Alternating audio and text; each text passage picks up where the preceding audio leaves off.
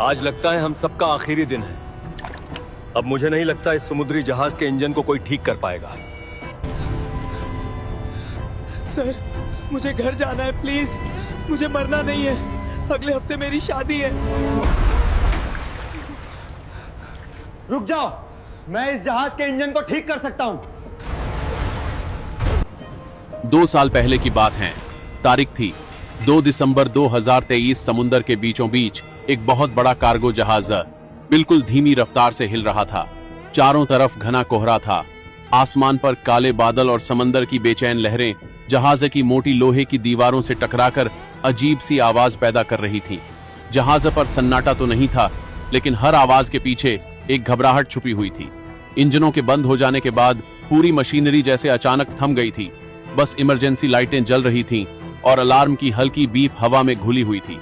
इसी जहाज के बीचों बीच एक बड़े से लोहे के कमरे में दुनिया के सबसे बड़े इंजनों में से एक खड़ा था। वैटसिले सुल्जर आर्टिया 96 सी, जिसकी ऊंचाई किसी 2 मंजिला कमरे जितनी थी और जिसमें सैकड़ों पाइप, वाल्व और बोल्ट जुड़े हुए थे। यह वही इंजन था जिसने अचानक काम करना बंद कर दिया था और जहाज को समंदर के बीच में रोक दिया था। कुछ इंजीनियर हेलमेट और ओवरऑल पहने हुए, माथे पर पसीना पोंछते हुए अलग अलग हिस्सों की जांच कर रहे थे, लेकिन किसी के चेहरे पर समाधान नहीं, केवल तनाव नजर आ रहा था।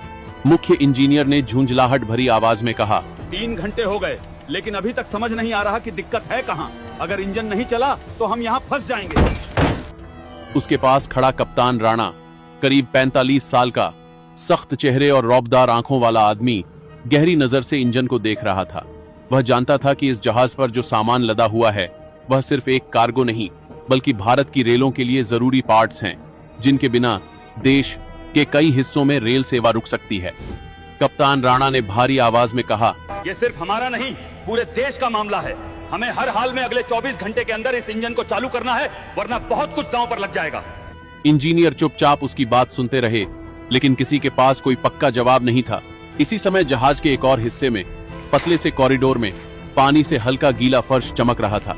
हाथ में एक पुरानी बाल्टी और दूसरे हाथ में पोछा पकड़े एक लड़का धीरे धीरे आगे बढ़ रहा था। यह आर्यन था, लगभग 18-19 साल का, दुबला पतला, साधारण कपड़े पहने हुए, लेकिन आंखों में एक अजीब सी चमक लिए हुए। उसका काम जहाज पर सिर्फ साफ सफाई का था। लोग उसे ज्यादातर झाड़ू पोछा करने वाले बच्चे के रूप में ही जानते थे, लेकिन जहाज और मशीनों को लेकर उसके मन में हमेशा से एक अलग ही लगाव था। आर्यन चलते चलते उस कमरे के पास पहुंचा जहां इंजन लगा हुआ था।